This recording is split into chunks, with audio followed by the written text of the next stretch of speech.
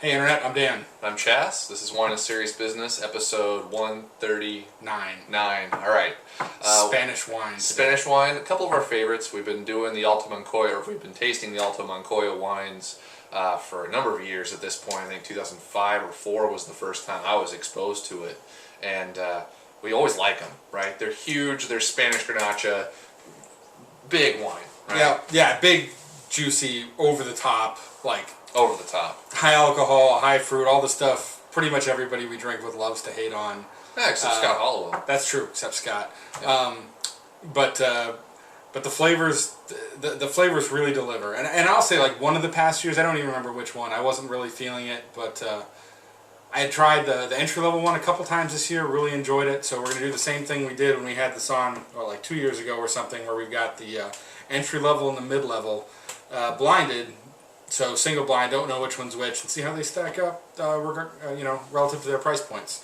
And these are priced relatively well as well, right? I think so. I think so. Like 25 and 35. Somewhere in there, no, 28 and 35. No, what is it? I think it's like low 30s, or that one's just under 30 and 45. So okay. 45 to mid 40s. All right, so the mid one gets a little pricey. But still tasty. Let's do that. Just get on wine it. number 1. Got that purple stuff. It is super dark. Yeah. Man. No surprise. Syrup. Yeah. Man. Paint glass. I don't know if Painted glass. Yeah. Wow. That's fucking. And it purple drank all over the nose too, like super dark like grapes. Maybe like kind of some condensed plums, still pretty fruity, like some asphalt. Mm-hmm. I mean, there's some earthy characteristic to it, but I mean, like there's black earth. It's almost like a blackberry chocolate milkshake sort of nose going on there a little bit too, like lots of fruit, a little bit of chocolate, and but the earthy tones come out strongly in it too. And one thing I've gotten in previous vintages of it, is you can get sometimes like herbal aromas off of this wine, and I'm not getting it so much this time. But it's big, but I man, you know what you're getting into. Yep, you totally do. It smells nice though for what it is.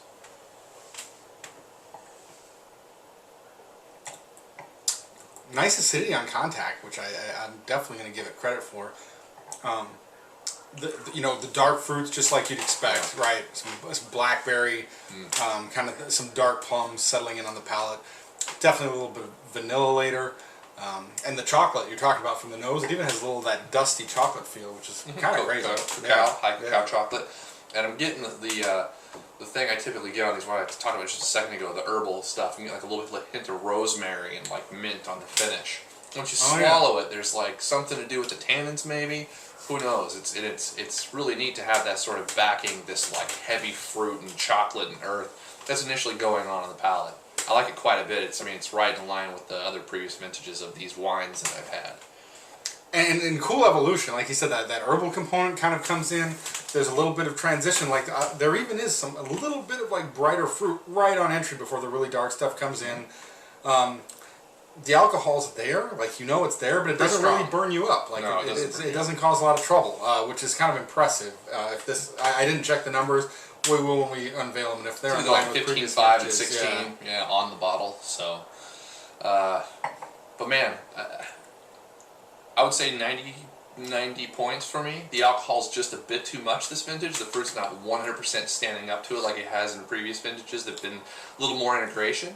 But man, the fruit here, like Dan was talking about the evolution of the palate, right on point. If my guess would be that this is the cheaper of the two.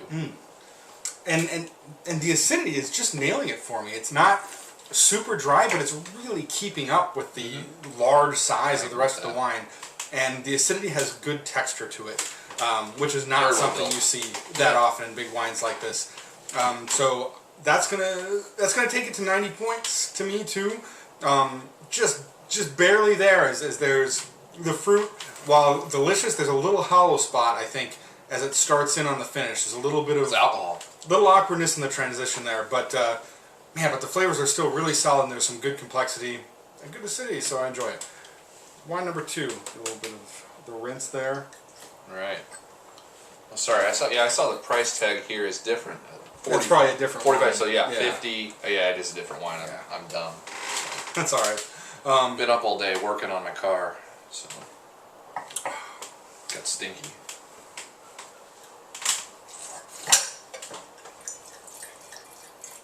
That's Oh man, interesting. it's so dark. Yeah. Couple thank yous. Thanks to Bo for posting some stuff on Facebook. It's always good to hear from you. I need to drink with that guy sometime soon. It's true. We got to get him back on the show. It's been a while. Yeah. And Dana Eastep out in New York posted a nice comment on the webpage. So, man, I'm excited to see that you're still watching. I'm glad you're still enjoying the show. So thank you very much. Yeah, thanks for posting. All right, Wine number 2. Wine number 2. Very similar. Very similar nose, yeah. Blackberries. I'm going to say a little more raspberries. Maybe like a little touch of red fruit hiding underneath the darkness there. Oh, geez. This is even darker in the glass, though, I think. This is more fruitier, more like dark fruitier and red fruitier than the previous one, which was like earthier and chocolatier. This is more fruit driven for sure. I'm getting some of that, like, go ahead. No, very strong strong aromas coming out of the glass. Getting like some of that vanilla straight away on the nose here too. Totally. This is more of a vanilla shake. We're dipping our toes into candy here a little bit, like just a little, yeah. Cake frosting or something. I don't know. That's powerful stuff. Yeah, nice entry again. Kind of a round feeling. The acidity hits right away, lasts across the palate. It doesn't have the hollow spots. The first one. Yeah.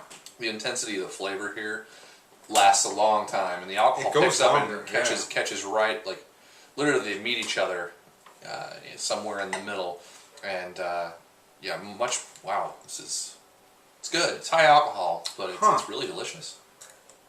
And I think, how do we say this? This has a.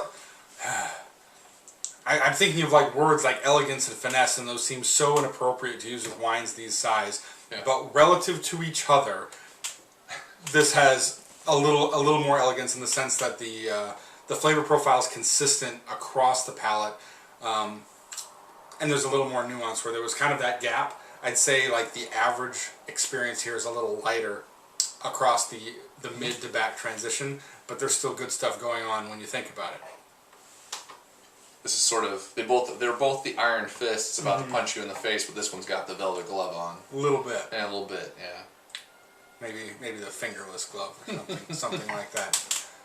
Base batter's glove. Yeah, there we go. There you go, not a velvet glove. There's a good challenge for you. If you're watching this, link up a photo of a velvet fingerless glove. I know they're out there on the internet. You might have to go to some interesting sites to find them. Wore one at some point. You know they're out there. Yeah, this is nice. I mean, the flavors here are sort of they're not that much different than the first wine, but the difference here is definitely in the integration, right? The alcohol is more in line with the intensity of the fruit. There's no gaps, and once you do swallow it, man, the finish just lasts a long time. I mean, it's there's a cool little pop of fruit flavor late, like a little darker fruit later, and I think the fruit in general just kind of sits a little higher on the palate. It's an interesting sensation. I'll be really surprised if this is not the more expensive of the two, but I'm not sure. So yeah, for me, it's weird because there is it's almost like less evolution than the first one, because I was getting like more herbal and more earthy stuff here, and like this is more fruit, long finish, just no real big changes like the first wine, right? I mean, it's really interesting, man. Like it's kind of like even across the beginning, but there's this one point kind of out on the finish where it's just like, this is good. Yeah. And then it kind of fades out, but it consistently over sips. Like it's got this really awesome moment. Keeps you thinking about it a little bit. So that takes it to me to 90 plus. It's not a whole lot better in my opinion. Like I like some of the characteristics that are going on, but they both kind of have their strengths.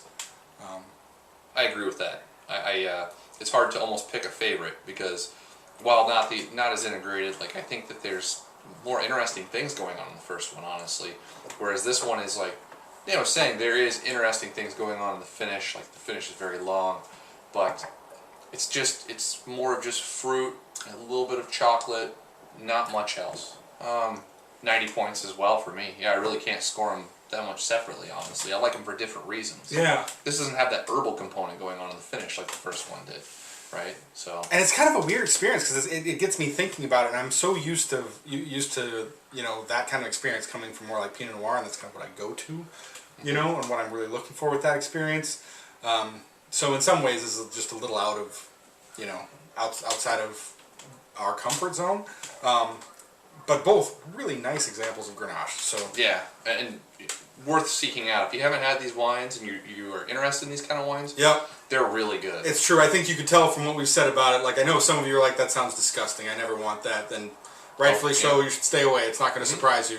If it appeals to you at all, I bet you'll be happy with what you end up with. At all. Yeah. It's worth trying if you have any sort of curiosity whatsoever. Yeah, it's always need some help. Here, Let me pull one. Yeah. All right. Oh, so I did a really good job. Commercial break while we're. Oh. That is the cheap wine number one. No, this is the more expensive one. Wow. So wine number two is the crazy cheap one. Fast. Well, good deal. Wrong. Wow. All right. So that's kind of amazing. I could have swore that was the cheaper one. Like, I seriously thought. Yeah. Yeah. That's amazing. I would have thought so too, but we're surprised again. Again, both rock solid. Well, and a little more, I guess, richness and weight out of the more expensive one. And more complexity for me. So what do we have? They're both 100% Grenache. What's the alcohol percentage? 15.5 and 16. Yeah. There you go. So, screaming monsters. So maybe that's where the higher alcohol in this one, maybe that's where we were getting the sort of gaps and stuff that, could be. that was happening. Could be. But yeah, 2009 Alto Moncayo's, they're good. It's worth trying. Yep, solid wine. Specifically, I mean, like if you're willing to pony up $30 for a bottle of wine, this is worth trying at least once, honestly. Yeah. Because it could change your mind about the varietal. That's true, and it could. This is one that can break people into wine too, because there's so much fruit. I've kind of really poured it for people, and people just love it. Like, yeah. So that's a Grenache show. Question of the day. I hadn't even thought of it. Man, we're slow. Current events. Bonus. This is terrible. I was even trying to think. Actually, so I got one. So, wow. Dan's girlfriend Joy was kind enough to bring over this bottle of 89 La Dominique that we were sipping on before the show. What's the last old bottle of wine you drank? Like 20 years plus old. Great question. Great question. This was pretty good. I was happy with it. So, cool. See you guys next time. See ya.